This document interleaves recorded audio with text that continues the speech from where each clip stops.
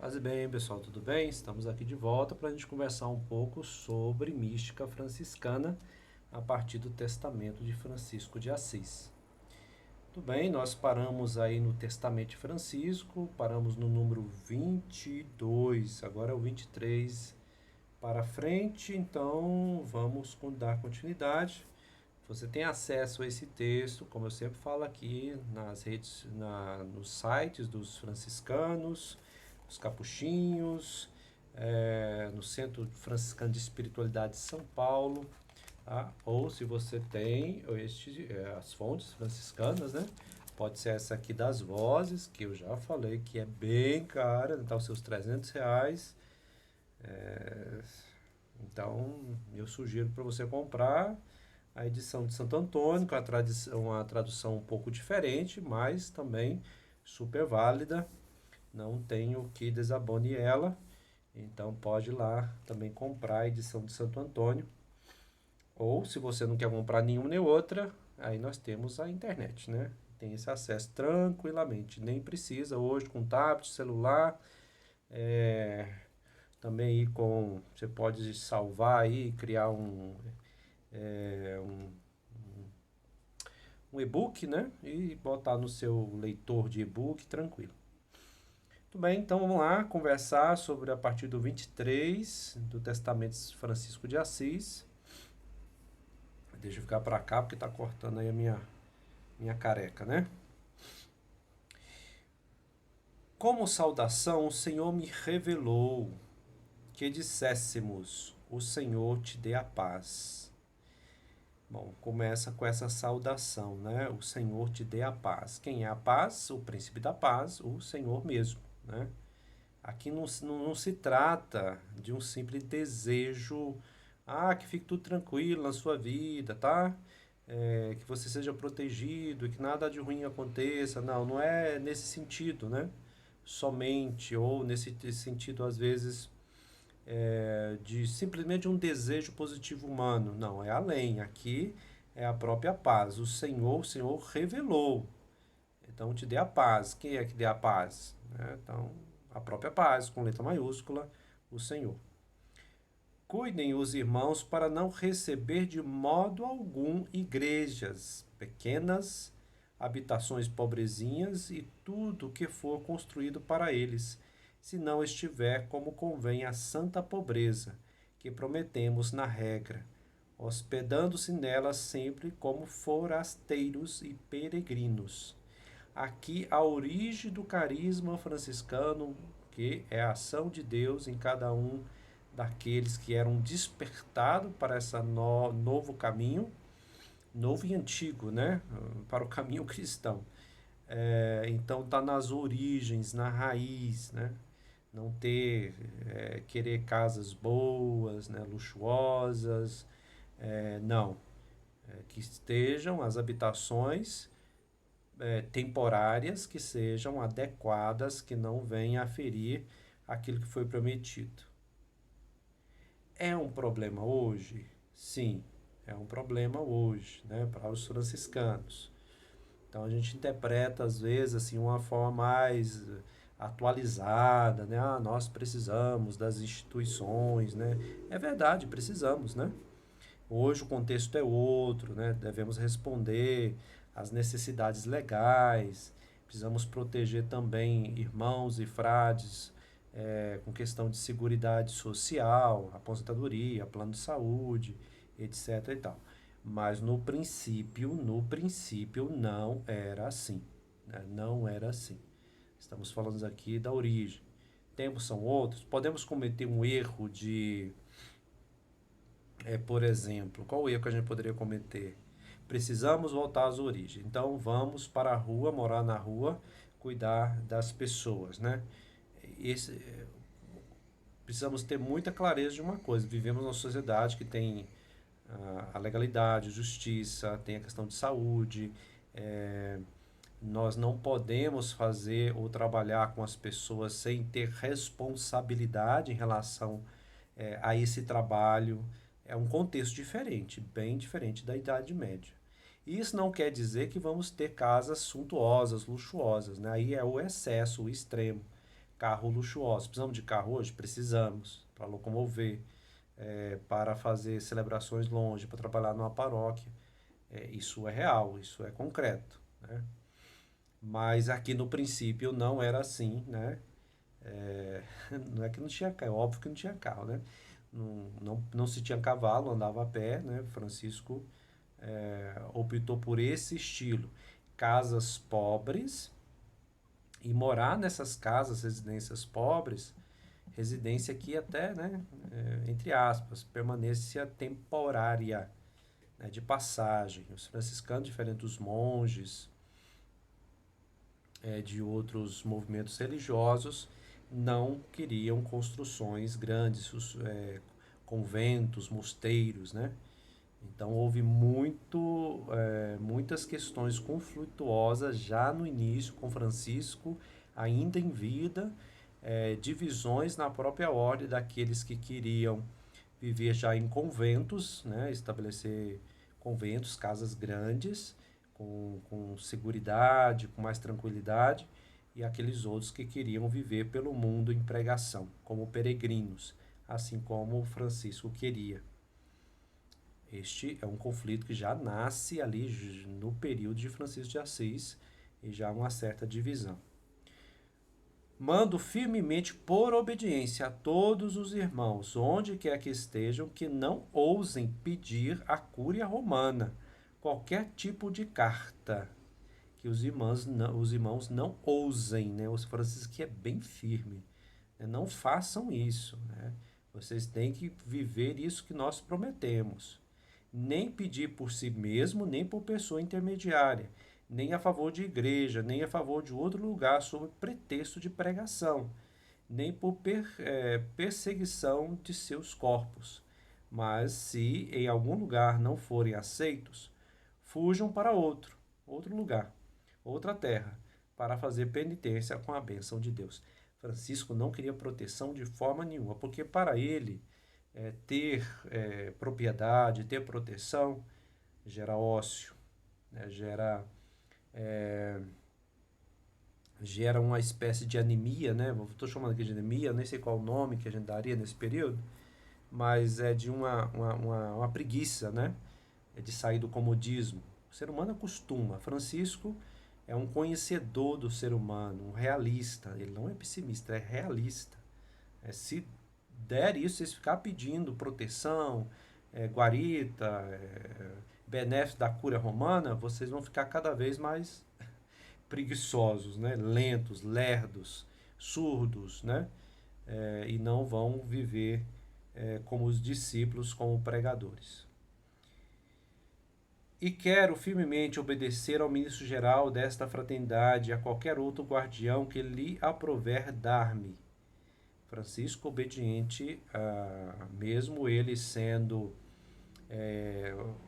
um ministro da ordem nascente, vamos dizer aqui um responsável, ele tinha um guardião.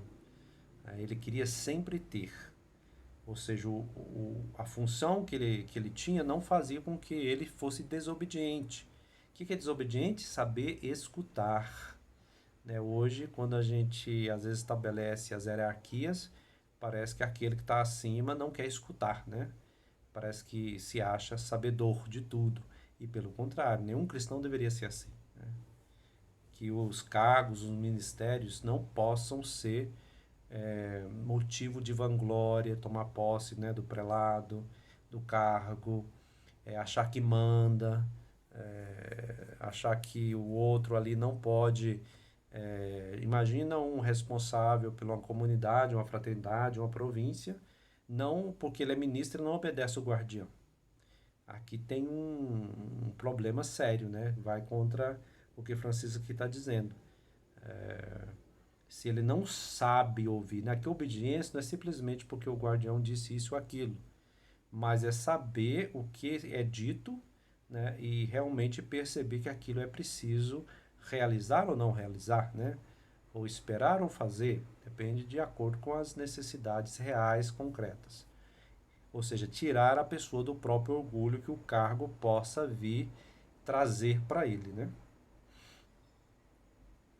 E quero de tal modo estar preso em suas mãos desse guardião que eu não possa andar ou agir fora da obediência e da vontade dele, porque ele é meu Senhor. Este aqui, gente, essa frase aqui para nós hoje é um absurdo, um absurdo. O quê? Ser preso na mão de alguém, né? Não, não, isso não é liberdade, né? Nós temos esse discurso, né? A gente entende liberdade hoje fazer o que a gente quer, né? Francisco aqui entende liberdade, a capacidade realmente de se determinar no caminho, no segmento. Então, se eu abro mão do meu querer, eu estou adentrando realmente no campo da liberdade. Ou seja, não sou dominado pelos meus instintos. Não sou, eu tenho eles, não é que não tem. Né? Não vamos cair nessa inocência. Esse segmento de Jesus Cristo não tem instinto, a gente vive tudo bonzinho, é santinho. Não, não é nada disso. Francisco se percebe pecador, né?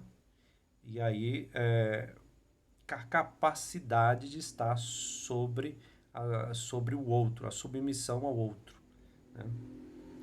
E embora eu seja simples e enfermo, quero, no entanto, ter sempre um clérigo que reze para mim o ofício, como consta na regra. Mesmo que Francisco já está enxergando muito pouco, a doença nos olhos, ele quer que um frade reze com ele. E todos os irmãos sejam obrigados, do mesmo modo, a obedecer seus guardiães e a rezar o ofício segundo a regra. E se forem encontrados irmãos que não rezam o ofício segundo a regra e querem variar com outro modo ou não são católicos, todos os irmãos, onde quer que estiverem, onde encontrarem alguns destes, por obediência, sejam obrigados a apresentá-los ao custódio mais próximo daquele lugar em que o encontrarem. E o custódio esteja firmemente obrigado por obediência a guardá-lo fortemente como homem prisioneiro, de dia e de noite, de tal modo que não possa escapar de suas mãos, até que o entregue pessoalmente às mãos de seu ministro. E o ministro esteja firmemente obrigado por obediência a enviá-los por tais irmãos que o devem guardar de dia e de noite como homem prisioneiro, até que o apresente diante do Senhor de Hóstia, que é o Senhor, o protetor e o corretor de toda a ordem. Aqui, gente, é uma coisa muito interessante. A gente tem, às vezes, tem uma visão de Francisco muito romântico, né? Que ele é amigo de todos os frades, que ele trata todos, seja que estão vivendo ou não estão da mesma forma, né? É, que ele acolhe a todos nesse sentido, assim, se é laxista ou não. E pelo contrário, né? Francisco, aqui em defesa do estilo de vida, ele é bem rigoroso. Tem um trecho que vai dizer, o irmão que não quer viver, eu não quero nem vê-lo. Né? Mas peraí, Francisco disse isso? Disse isso. Às vezes eu conto isso para alguns franciscanos e eles não querem aceitar, não. Eu falo, a gente, está escrito aqui, gente, né? No próprio testamento, está bem claro, né? Que esses irmãos sejam, ou se emendem, ou sejam levados ao responsável para que dê um jeito. Vocês não querem viver? Então, não tem jeito, fica aqui, né? Não, mas Francisco era o frei do amor, da paz, do bem. Sim, do amor, da paz e do bem. Mas de qual paz, de qual bem? Da indiferença? Né? Do quê? De uma indiferença da incapacidade de ter autoridade, da ausência de autoridade no espírito? Então Francisco, vamos dizer assim, com todo, né, um frouxo, né? Foi um frouxo, né? Isso. Porque se não assume a autoridade para si, no sentido que é o próprio Deus que desperta isto, né? Vamos lembrar dos ministérios, né? Os ministérios, ele requer, quando movido no espírito, a autoridade do espírito. Então se precisa combater algumas situações.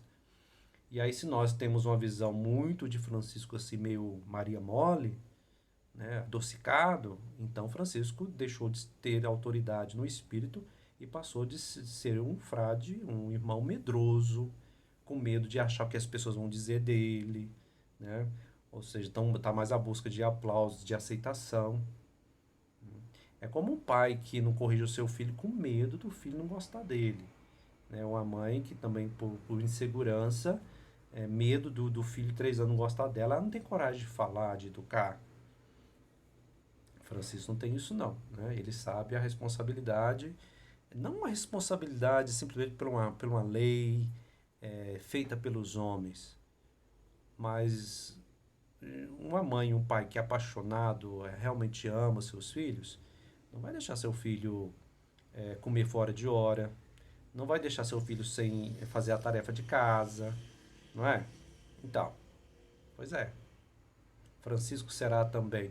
Ele seria um frade super protetor ou seria um frade que realmente trazia esse carisma da autoridade? Penso que essa é a última questão, né? É um frade movido pelo Espírito. E na sequência, para a gente terminar, ele vai dizer: e não diga aos irmãos, esta é outra regra, porque esta é uma recordação, uma demonstração, uma exortação, e o meu testamento que eu, Frei Francisco Pequenino, faço para vós, meus irmãos benditos, para que observemos mais catolicamente a regra que propusemos ao Senhor. Muito, olha, não vem falando que é outra coisa, não vem interpretando de forma diferente, né? Ele vai dizer nos escritos mais tardios, né, mais voltados pelo ali uma corrente mais espiritual, sem glosa, sem comentário, né? Não é para botar comentário não, é isso que está escrito, né? Então esse vigor de Francisco é preciso ser retomado hoje em dia. Né? Francisco e a espiritualidade franciscana, ela está sendo muito adocicada, né? Eu não estou dizendo, como eu sempre digo aqui nos outros vídeos, de um rigorismo. Não é isto. Não é um rigorismo, mas é um vigor, uma jovialidade, um estar apaixonado. Né? Quem está apaixonado vai, faz, desafia, vai para frente, né? O contrário disso é o quê? Moleza, lassidão, lentidão, né? Laxismo, entrega a assídia, como vai dizer, né, os monges do deserto. Muito bem, vamos assim caminhando, vendo essa mística franciscana, que mística franciscana é uma mística muito encarnada no dia a dia, não tem muito de romântico não, né, romântico no sentido de é, milindres, né, no Francisco, um homem vigoroso, carisma transformou aqueles homens em homens disponíveis, fortes, capazes de viver uma vida totalmente diferente daquela sociedade, daquele tempo, de ir ao meio dos leprosos, estar com aqueles que ninguém queria estar, é, ser tratado como louco, não ter aplauso, não ter glória, né? E hoje nós queremos glória e aplauso, né? Isso na nossa sociedade, isso é muito forte, né? Francisco também na sociedade dele, mas talvez a sociedade nossa da imagem, pode ser que isso tenha criado assim uma dimensão muito maior, né? Bom, essa é um pouco mais da mística franciscana, vamos conversando e no próximo vídeo a gente continua, tá terminando esse testamento. Espero aí que seja de proveito para você na sua leitura das fontes. Paz e bem e até mais. Tchau. Com Deus.